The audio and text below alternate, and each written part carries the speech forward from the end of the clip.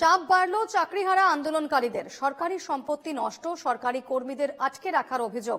তদন্তভার গেল এবার বিধাননগর গোয়েন্দা পুলিশের হাতে।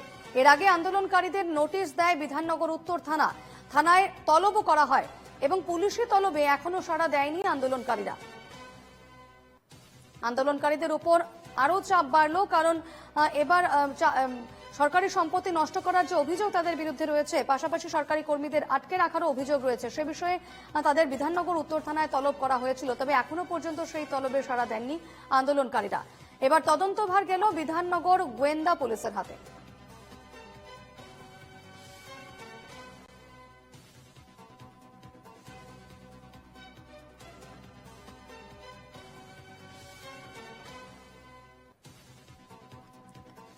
এর আগে আন্দোলনকারীদের নোটিশ দেওয়া হয়েছিল বিধাননগর উত্তর থানার তরফে।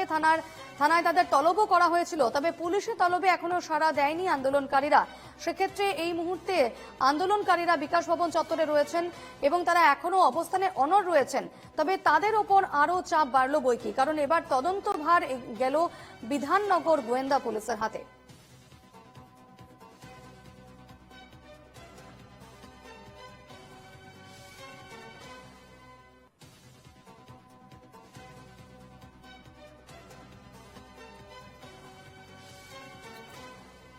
কথা বলে নেব, আমাদের সঙ্গে রয়েছেন প্রতিনিধি বিধান নস্কর। বিধানকারীরা এই মুহূর্তে তারা এখনো অবস্থান করছেন বিকাশ ভবন চত্বরে। সেক্ষেত্রে যে বিষয়টা উঠে আসছে, যে সেদিন যে অভিযোগ তাদের উপর উঠেছিল যে তারা সরকারি সম্পত্তি ভাঙচুর করেছেন, সরকারি কর্মচারীদের কাজে বাধা দিয়েছেন, তা সেই বিষয়ে তাদের তলবও করা হয়েছিল, কিন্তু তারা তো সেখানে সাড়া দেননি। এবার সেই বিষয়ে তদন্তভার চলে গেল বিধাননগর গোয়েন্দা পুলিশের হাতে। তাহলে কি কোথাও গিয়ে চাকরিহারাদের উপর আরো চাপ বাড়লো বলা যায়?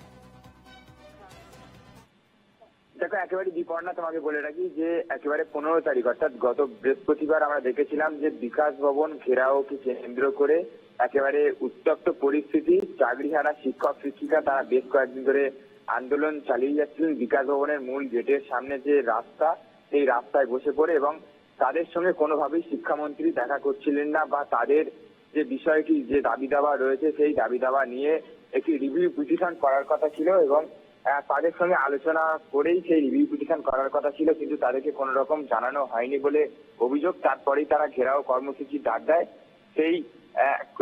সেই মতোই একেবারে ঘেরাও কর্মসূচিকে কেন্দ্র করে উত্তপ্ত পরিস্থিতি। সেই দিন একেবারে বিকাশ ভবনের মূল গেট, সেই গেটটি ভেঙে ফেলা হয় এবং তারপরেই অভিযোগ ওঠে যে আন্দোলনকারী চাকরিহারা শিক্ষকরা তারা সরকারি সম্পত্তি নষ্ট করেছে।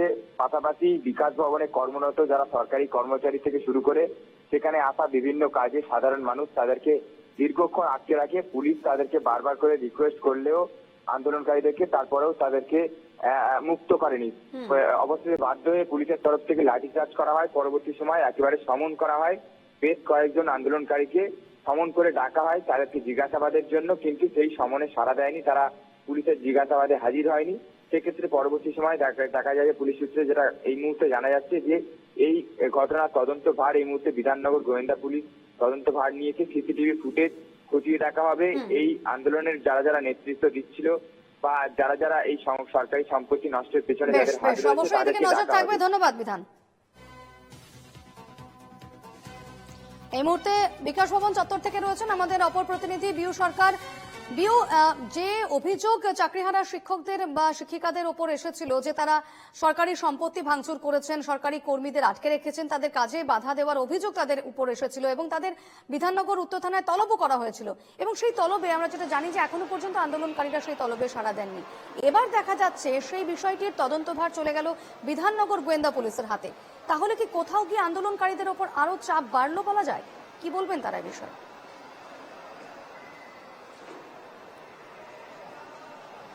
একদমই, দেখো দীপর্ণা, গতকাল দেখা গেছে যে বিধাননগর উত্তর থানার তরফ থেকে 6 জন অর্থাৎ মেহবুব সহ মোট 6 জনকে তলব করেছিল পুলিশ গত বৃহস্পতিবারের ঘটনার পরিপ্রেক্ষিতে। কিন্তু সেই 6 জন তারা আইনজীবীর সঙ্গে পরামর্শ করে তারা গতকাল যাননি। কিন্তু অন্যদিকে দেখা যাচ্ছে ইতিমধ্যেই পুলিশ সূত্রে খবর যে বিধাননগর গোয়েন্দা শাখার পুলিশ বেশ 2 জনকে জিজ্ঞাসাবাদ করছেন। কিন্তু সেই 2 জন কারা, যদিও যেটা জানা যাচ্ছে এই চাকরিহারা যে সমস্ত শিক্ষক শিক্ষিকারা রয়েছে তাদের তাদের মধ্যে এবং সেদিন কি ঘটনা হয়েছিল সেই সমস্ত ব্যাপারেই জিজ্ঞাসাবাদ করেছে, যে আদৌ কি পরিস্থিতি তৈরি হয়েছিল। কারণ শিক্ষকদের তরফ থেকেও বারবার বলা হয়েছে যে সেদিন যেহেতু তাদেরও অনেকে আহত হয়েছিলেন এবং কোন পরিস্থিতিতে থেকে তারা এই যে অনেকে পুলিশদের যারা আহত হয়েছিলেন বা যারা আটকে রেখেছিলেন ভেতরে অনেকজনকে, যে ধারায় মামলা দেওয়া হয়েছে ইতিমধ্যেই সরকারি কর্মচারীদের যাদেরকে আটকে রেখেছিলেন এবং অনেকে যারা অসুস্থ ছিলেন তারা বেরোতে পারছিলেন না কেন, যেটা নানা রকম বিবরণ, সেই সমস্ত কিছুই জিজ্ঞাসাবাদ করা হয়েছে বলেই সূত্র থেকে জানা যাচ্ছে। আমরা কথা বলে নেব, কিছু শিক্ষক আমাদের সঙ্গে রয়েছে। আমরা দেখেছি যে গতকাল 6 জনকে বিধাননগর উত্তর থানায় তলব করা হয়েছে। তারপর যেটা জানা গেছে যে বিধাননগর উত্তর থানায় যেহেতু আপনাদের সহকর্মীরা যাননি, তারপরে পুরোটা বিধাননগর গোয়েন্দা শাখার পুলিশ তারা তদন্তভার নেয়। কোথাও কি আপনাদের চাপে রাখতে বা আন্দোলনকে উঠিয়ে দিতেই কি তারা আরো চাপ দেওয়া হচ্ছে? সেটা তো অবশ্যই, মনে করুন সরকার বুঝছে যে এই আন্দোলনটা হলে সরকার কতটা চাপে পড়তে পারে। ঠিক আছে, সরকার এটাও চাইছে না যে এইভাবে এই আন্দোলন চলুক। তা আমাদের যেটা দাবি যে আমরা আর পরীক্ষায় বসতে চাইছি না। সরকার যদি এরকম ব্যবস্থা করে, নোটিফিকেশন যদি না দেয়, তাহলে আমরা আস্তে আস্তে চলে যাব। কিন্তু সরকারকে এটা আশ্বস্ত করতে হবে যে কোনো নোটিফিকেশন আসবে না। আপনারা কি এখান থেকে উঠে যাওয়ার যেটা আপনাদেরকে বলছে যে স্কুলে ফিরে যান, এখান থেকে কিছু হবে না, আইনি ভাবে না, আইনি ভাবে তো লড়া হচ্ছে। আইনি ভাবে আমাদের যারা প্রতিনিধি আছে, আমাদের যারা নেতৃস্থানীয় ব্যক্তি আছে, তারা তো আইনি ভাবে লড়ছে। কিন্তু আমাদের সঙ্গে এই আন্দোলনটাও দরকার। এই আন্দোলন উঠে যাওয়ার কোনো ব্যাপার নেই, আন্দোলন এখন চলছে এবং চলবে যতদিন না সরকারের কাছ থেকে এরকম কোনো আশ্বস্ত হচ্ছি আমরা যে কোনো নোটিফিকেশন বেরোবে না। আমরা বিভিন্ন জায়গা থেকে দেখছি যে নোটিফিকেশন বেরোনোর একটা সম্ভাবনা রয়েছে, কিন্তু আমরা নোটিফিকেশন এখন চাইছি না। কারণ আমাদের মানসিকতা নেই যে পড়ে আবার পরীক্ষা দিয়ে চাকরিটা পাওয়া। দেখো রিপর্ণা, তাদের নতুন ভাবে পরীক্ষা দেওয়ার আর মানসিকতা নেই। তার জন্য তারা যেটা বলছেন যে মনে করছেন যে তাদেরকে চাপে ফেলাই হচ্ছে। তার জন্য এই যে বিধাননগর গোয়েন্দা শাখার পুলিশ অর্থাৎ বিধাননগর উত্তর থানার পুলিশ প্রথমে তলব করা হয়েছিল, কিন্তু দেখা যায় যে পুরো এই যে বৃহস্পতিবারের যে ঘটনা সেই তদন্তভার নেয় বিধাননগর গোয়েন্দা শাখার পুলিশ এবং সেখান থেকে দাঁড়িয়েই যে তাদেরকে এই যে চাপে ফেলতেই তারা মনে করছেন আন্দোলনকে ভাঙতেই, তার জন্যই এই পুরো পুলিশ তাদেরকে আরো চাপে ফেলছে। বেশ, অবশ্যই এদিকে নজর রেখো। ধন্যবাদ দিও।